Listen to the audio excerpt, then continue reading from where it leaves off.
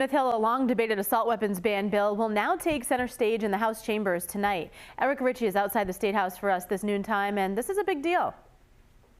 Well, we're gearing up to track what could be a very late night here on Smith Hill as the assault weapon ban bill finally goes before the full House. It is the first time that the House will have the opportunity to debate it because it's the first time that it's made it out of committee. And by the way, this is the last item on the House session agenda tonight. There's no spike in the ball in the end zone. There's none of that until this thing becomes law. So it's on to the second half, if keeping with the football analogy by the bill's sponsor. The bill would ban weapons including semi-automatic shotguns, rifles, and pistols that meet a specific feature test, like the number of rounds it can hold or how many it can fire with the single pull of the trigger. But there is a grandfather clause in this version of the legislation for those who own guns like that or buy them before the bill would take effect next year.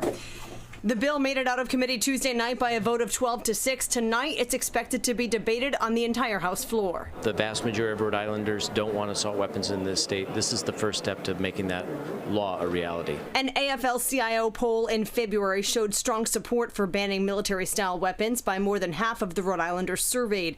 But advocates on both sides of the issue have been making their voices heard for years at the State House, as recently as this week. There's many things we have to do to be safe from gun violence. Everything from red flag laws, which we have here in Rhode Island, to background checks, to assault weapons bans. We have to make sure that people don't have access to military-grade weapons. They're actually banning everything from shotguns that you hunt with, you shoot trap with, all the way down to pistols that you carry for self-defense or you have in your home for self-defense.